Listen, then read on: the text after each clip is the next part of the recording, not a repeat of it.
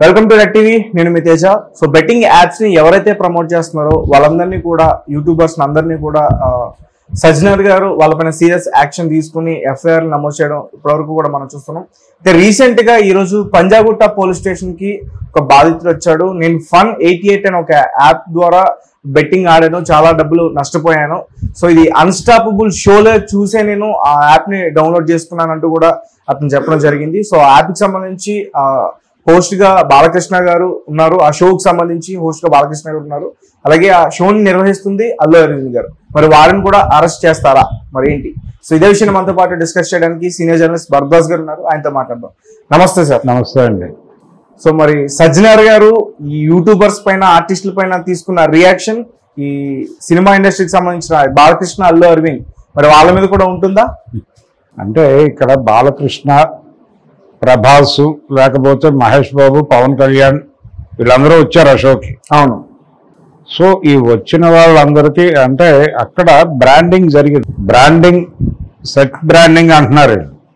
ఆ set branding లో ఈ Fun88 అనేటువంటి దాన్ని కూడా వేశారు. అలాగే వాళ్ళు ఇచ్చినటువంటి ఈ బహుకరణాలు జరిగినాయి కదా, గిఫ్ట్ హ్యాంపర్స్, వాటి మీద కూడా వీటన్నిటి పేర్లు ఉన్నాయి. దానిలో ఈ Fun88 పేరు కూడా ఉంది.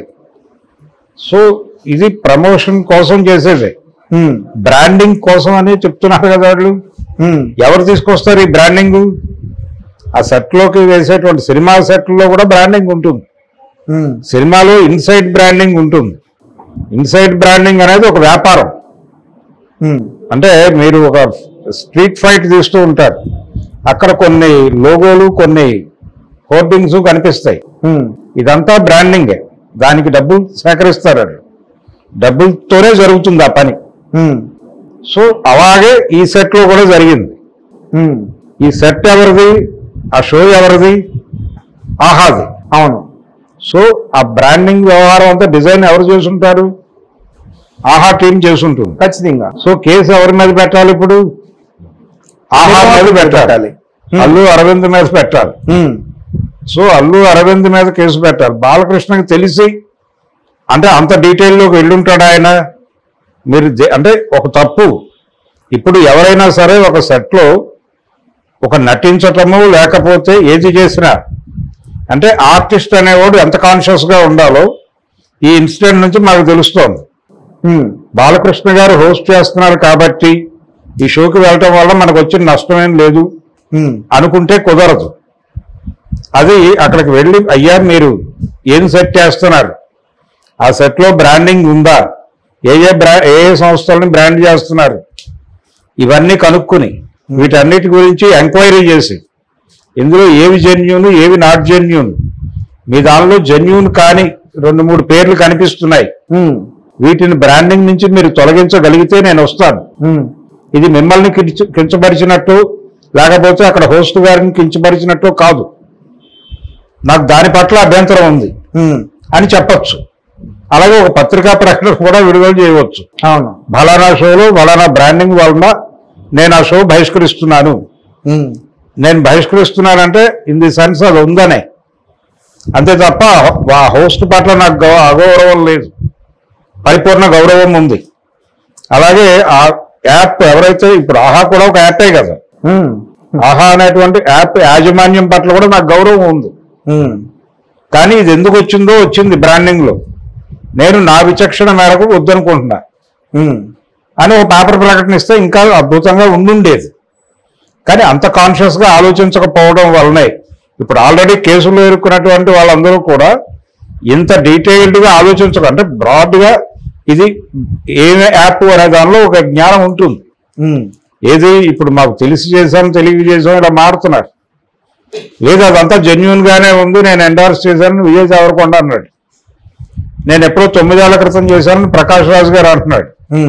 మీరు 9 ఏళ్ల క్రితం చేసినా ఏదో అన్ని వెరిఫై చేసుకున్నా దాని పరమోద్దేశం ఏమిటో మీకు తెలుసు కదా. ఆ పరమోద్దేశం ఏమిటి? Fun88 కావచ్చు, ఆళ్ళు చేసింది కావచ్చు. దీని పరమోద్దేశం జనాల్ని బెట్టింగ్ వైపు లాగటం. బెట్టింగ్లు రకరకాలుగా జరుగుతాయి. ఇప్పుడు సంక్రాంతికి కోళ్ల పందాలు ఎక్కడో జరుగుతాయి భీమవరం దగ్గర. అవును. అక్కడ జరిగే కోళ్ల పందాలకు ప్రపంచవ్యాప్తంగా బెట్టింగ్లు కట్టిస్తారు. అక్కడ కెమెరాలు పెట్టి లైవ్ ఇస్తారు. ఈ లెవెల్లో జరుగుతోంది కథ. అలాగే ఎన్నికల మీద బెట్టింగ్ చూసాం మనం. ఎవరు గెలుస్తారు, ఎవరు ఓడిపోతారు. ఢిల్లీ ఎలక్షన్ లో ఎవరో గెలుస్తారు, ఎవరో ఓడిపోతారు. కేజ్రీవాల్ గెలుస్తారా గెలవడా బెట్టింగే. Any item betting. అవును. అంటే జూదంలోకి ప్రమోట్ చేస్తున్నారు మీరు ప్రపంచాన్ని. ఈ జూద ప్రపంచంలోకి ప్రమోట్ అయిపోయి ఆస్తులు కోల్పోయిన వాళ్ళు అనేక మందిని చూసాం మనం మహాభారతం నుంచి. ధర్మరాజు అనే పాత్ర నుంచి మనం నేర్చుకోవాల్సిన నీతి ఏమిటి? జూదం అనేది ఎంత ఇబ్బందికరమో ప్రమాదకరమో ఆ పాచికలు జూదమే కదా. అవును. జూదం అనే మాట వాడారు వాళ్ళు దానిలో. సో అదే మీరు ఆన్లైన్లో చేయిస్తున్నారు. దాన్ని మీరు ప్రమోట్ చేస్తున్నారు, ఎండార్స్ చేస్తున్నారు. మీ ముఖాలు చూసి చాలా మంది దానిలో ఎంటర్ అవుతున్నారు, కాలిపోతున్నారు, తగలబడిపోతున్నారు, ఆత్మహత్యలు చేసుకున్నారు. అవును. ఎవరు రెస్పాన్సిబిలిటీ దీనికి? ఆ జ్ఞానం ఉండాలిగా మీకు. ఎక్కడ ఏ ఏరియాలో మనం ప్రమోట్ చేస్తున్నామని.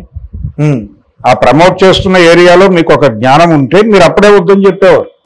అవును. నేను ప్రమోట్ చేశాక అది తప్పని తెలుసుకుని ఆ తర్వాత చేయలేదు, ఇది ఎప్పుడో 9 ఏళ్ల క్రితం జరిగింది అని చెప్పినప్పటికీ తప్పు కాకుండా పోదు.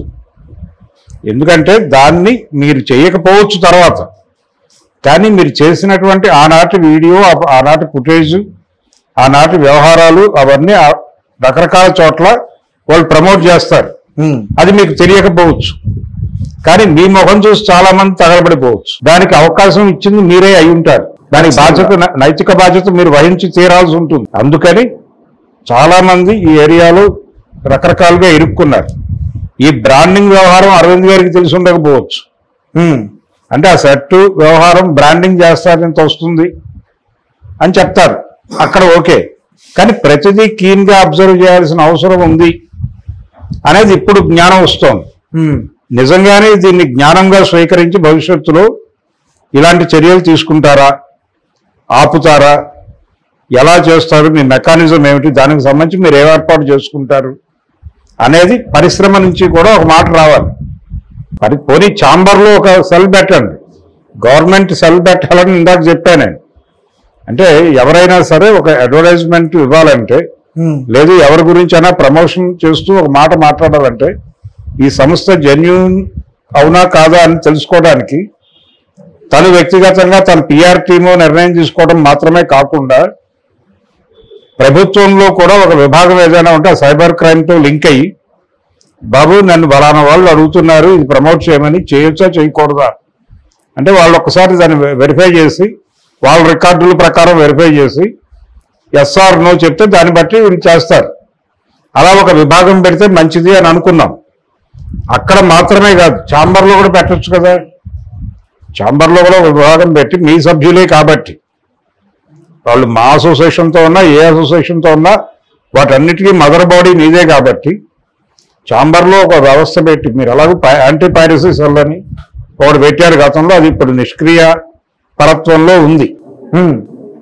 అలాగే మీరు ఇంకొక సెల్ పెట్టి, ఎవరైనా సరే ఇదిగో నన్ను వాళ్ళనోడు ఎండార్స్ చేయమని అడుగుతున్నాడు, వీడు చేయించో చేయకూడదా అని ఒక ఆన్లైన్లో ఒక కాగితం పడేస్తే, చేయొచ్చు చేయకూడదు అని ఒక వాక్యం వాళ్ళు ఇటు పడేస్తే, దీని ఆధారంగా చేసామని చెప్పుకోవడానికి ఒకటి ఉంటుంది కదా.